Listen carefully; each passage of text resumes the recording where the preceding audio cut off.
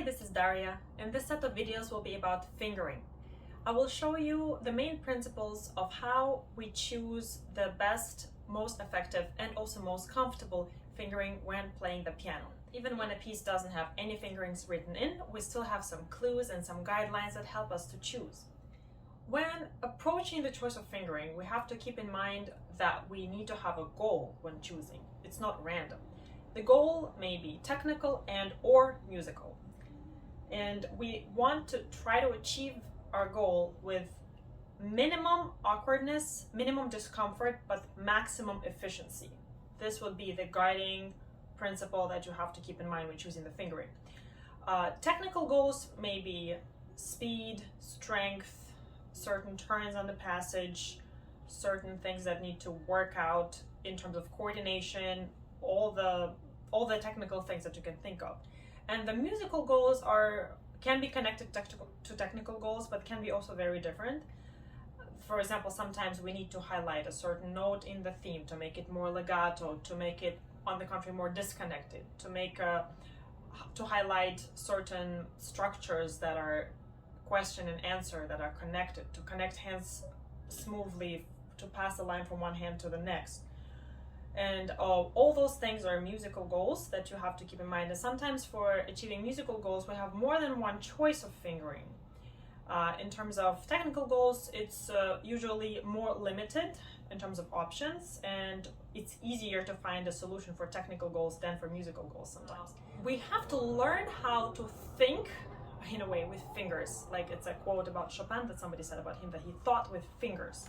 What does that mean? That when we imagine a musical idea, a passage or a phrase, we don't just imagine it with our ears. As a pianist, we imagine it, we kind of sculpt it in our head with the hand, in a most comfortable way. And of course, it comes with time, with practice. And if you just follow those basic guidelines, you will learn how to get there naturally. You won't have to spend so much time thinking about it. One can distinguish two types of fingering, those technical and the expressive. When choosing fingerings, Chopin followed the principles of flexibility, relaxation, and calmness of your hand.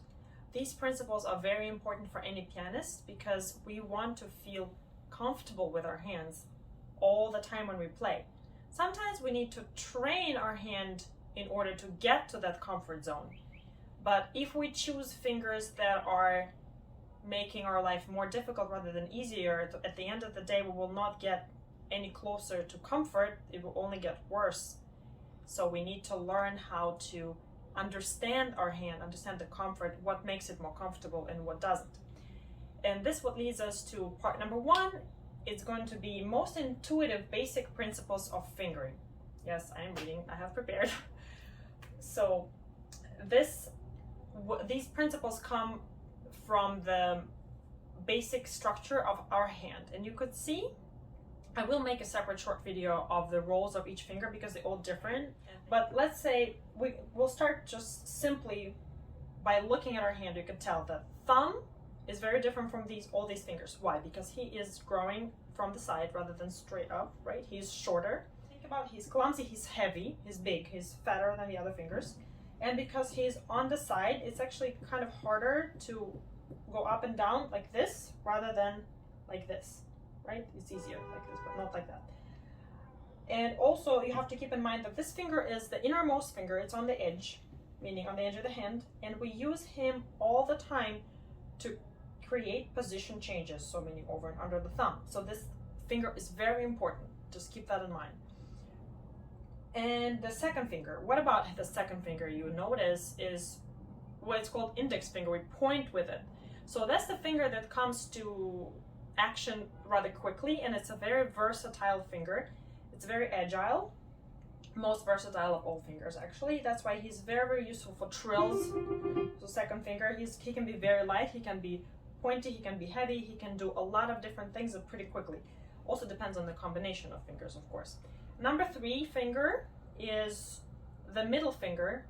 He's the longest also, and the fact that he's in the middle and he's the longest, he's responsible for keeping the shape of the hand, that round, the dome in a way, the arch shape, and he's responsible for keeping the balance as well. and he can control the behavior of other fingers better. Number 4, that finger is the weakest and the least independent. Yes, number 5 is not the weakest, 4 is. And you can actually demonstrate it to yourself by trying to move 4 finger on its own. Just if you put your 5 fingers like this and try to move 4 alone. It's very difficult. More difficult than all the other. This 3, everything is fine. Pinky, easy, but not the 4. So the 4 is weak, but it really depends on what you combine it with. If 4 is combined with the 2, 3, and it's the last finger you use, you don't use the pinky, you can be actually pretty quick with it, and he's good and agile. Because every time he wants to play, he is so connected with pinky that you kind of have that motion, pinky helps, right? But if you're using him and pinky as a combination, that's a very weak, it's the weakest combination of 2 fingers you have, because they share a lot of like muscles here, so it's hard to separate them. So trill between 4 and 5, very bad idea. So much worse than, right? So keep that in mind. Pinky is a very important finger. It's like one of the most important. All of them are important, but pinky is extremely important. The reason is it's the edge finger on the edge again.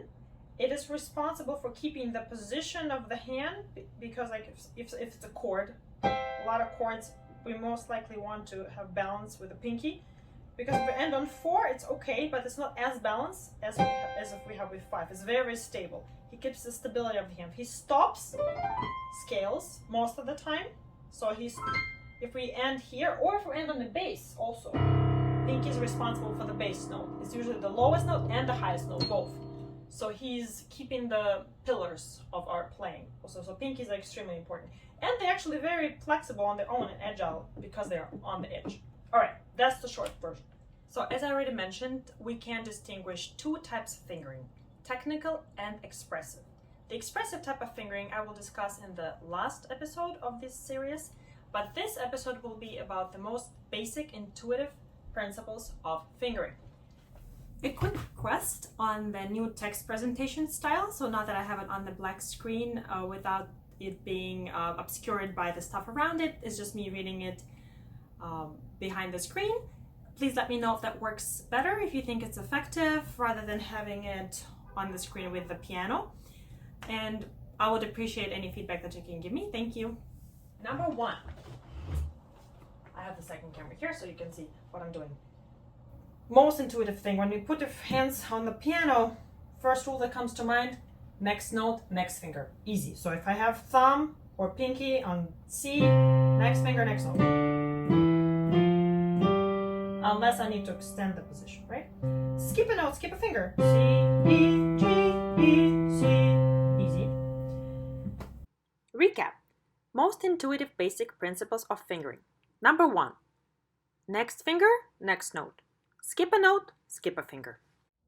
Principle number 2. If your music is slow and not technically demanding, try to keep the same hand position, meaning don't go over or under the thumb when it's not needed. What do I mean by that? So if you have a 5-note position like this, something that involves these 5 notes, then assign the fingers based on what your hand is, where your hand is, right? Something like this. Instead of starting here, going over, like this, right? You could do it. You can do it many different ways, but don't do it unless it's necessary for something, right? So don't make your life more complicated than it needs to be, basically. If you do need, oh, by the way, if your position extends 5 fingers, just 6 fingers, just go ahead and give this bigger distance, or wherever your bigger distance is, to the bigger distance in your hand. So C to E would be 1 to 2, and then these fingers will have these notes, right? Here, for example. By nature of your hand, forgot to mention, notice how big of a distance you have between 1 and 2. Much bigger than you have between these fingers, right? In fact, if I compare between my 5 and 2 finger, 4 of these fingers can span in my hand only a 7th. And between 1 and 2, I can actually span a whole octave. So keeping that in mind, if you have a bigger distance, give it to these 2 fingers. They have a bunch to spare, a bunch of space here. Related to rule number 2, If you need to extend your position, only do it over or under the thumb, 99% of the time. There are times when we don't have a choice and we have to extend over each other. What I mean by extend over each other, for example, this Chopin etude I'm learning, this, you got 5 extending over the 5, 2, 3. The fingers are going over each other, right? Because I can't use thumb and 2 because they're already occupied. But that's rare and it's very, very advanced. So this is that 1% that I'm talking about. But 99% of the time, what you're gonna have to do is when you reach, let's say you need this 8 notes, right? So you have 5 notes in a row. When you reach the thumb, how many notes are left? 3. So 3, 2, 1. Easy. When you go down, usually for the scale fingering, it's after the 3 and you reach the same position. But of course you could, if it's just a, I don't know, some amount of notes, you could do it after the 4. You have choices here, but never do this. Something like this, right? I know it's very tempting to go like this, but it's very unrealistic to use that in actual piano playing, to be comfortable with that. So we never do that. Number 2. If the music is slow and not too technically demanding, try to stay in the same hand position and change as little as possible. It will be more natural and comfortable. If you need to extend the position, use your thumb to do so. Number 3. For major and minor scale passages, use the natural order of fingers, just like what I mentioned here. So natural order would be, if you're not familiar with the scalar fingering, you can watch my video about the scales. So typically starting and finishing on 1 and 5 is ideal for anything that is a scale like. So because finishing, let's say I need to, unless the scale is the F scale, which kind of you finish on 4, if it's some scalar passage, you want to make sure that you end on 5. So calculate in such a way that your last finger will be 5. If it's not a scale that's from C to C, but let's say it starts on G, right? So make sure you don't have this. That's a little bit strange. Much better would be like this. I hope that makes sense. Some exceptions in this case can be made that highlight the nature of the ending of the passage. For example, you can end with thumb instead of 5 if you want to make a very strong ending. Let's say maybe you have a ritenuto in the end and you have a passage where you want to highlight that the last note is heavy. Then you can do it with 2 hands. So let's say we want to do this. For example, I end on thumb here because for a few reasons. One, because thumb and thumb are nicely balanced together. They sound more united as a unit. And also because pinky, it's weaker than thumb by nature. So if I want to highlight the strength of it and the arrival, it's also easier to hold that note on the thumb rather than pinky. Might slide. But it's because I wanted to hold it a little longer. If I wanted to release it, I want the scale to quickly disappear towards the end. It's like, then. So that's smoother towards the front. Number 3. For major and minor scalar passages, use natural finger order, typically starting and finishing on 1 and 5, even if you need to skip a finger to get there. Some exceptions can be made that will highlight the nature of the ending of the passages. Can be thumb instead of 5, for example. Number 4. Chromatic scale fingering can be tricky. Generally, chromatic scale has the most basic fingering that involves 1, 3, and 2. It's like a 3-finger position. And the 3-finger will be on the black keys, and thumb will have the white note. And if you have 2 white notes in a row, then it's 2 and 1, like this. And this video is about fingering, not about the chromatic scale, so I will not go too much in depth here. But if you need so this tempo can be pretty fast, even with this. But if you want to get faster and you maybe even have a shorter fragment, you can use 4 fingers instead. Let's say we start on G. So not all the 4 fingers, but 4 here. Let's say. And And if you need something even faster than that, you can even refer to the 5 finger. And if your position especially is like this, and you need a really fast tempo, much faster like this, then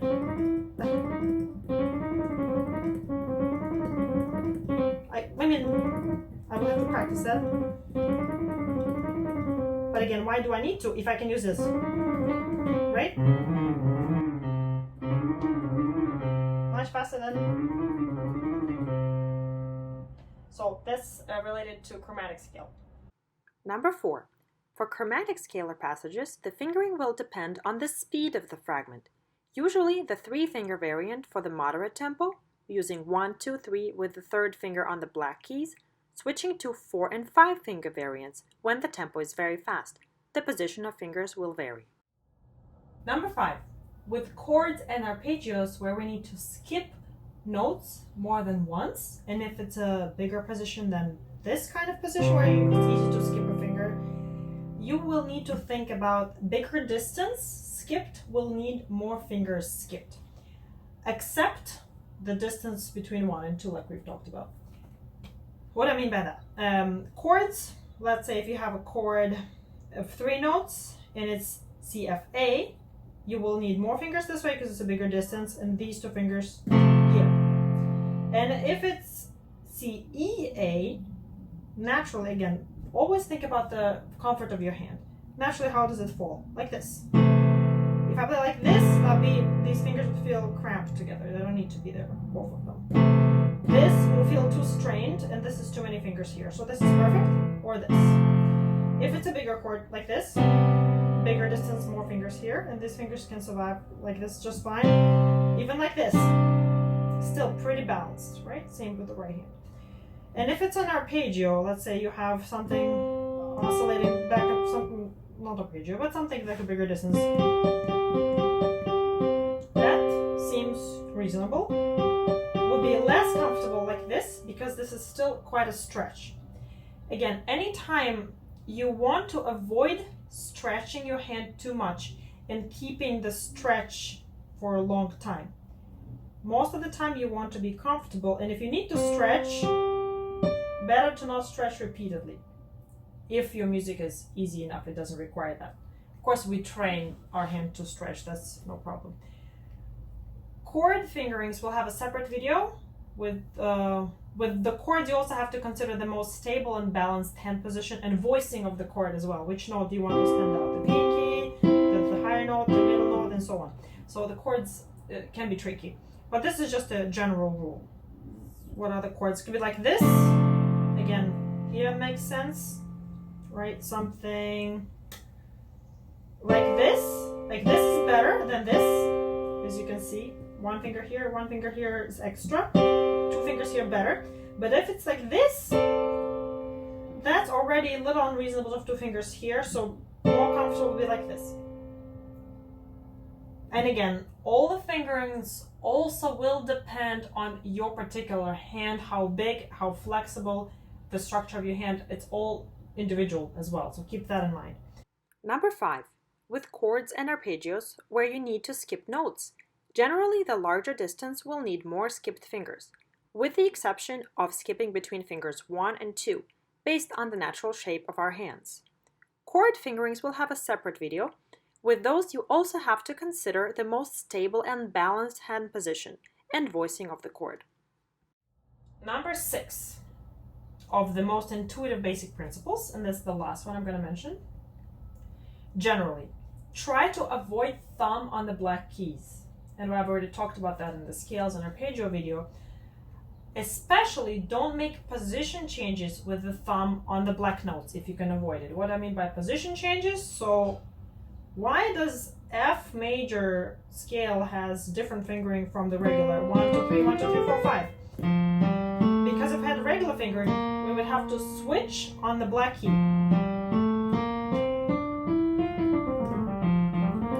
Uncomfortable.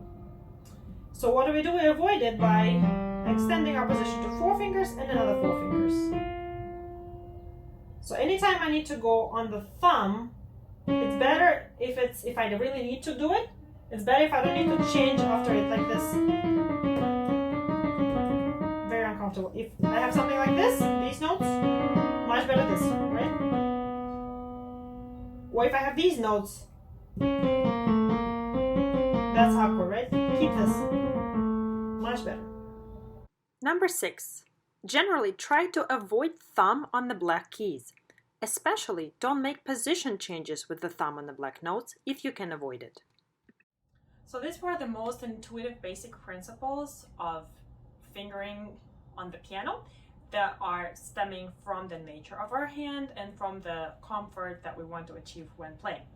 The second video will be about a more technical fingering. It's a bit more advanced, and it will target the most efficient way to reach the technical goals that we set to ourselves when choosing the fingering. And there are 11 of them that I will mention with the musical examples to go along. I hope this video was helpful, and thank you for watching and supporting my channel.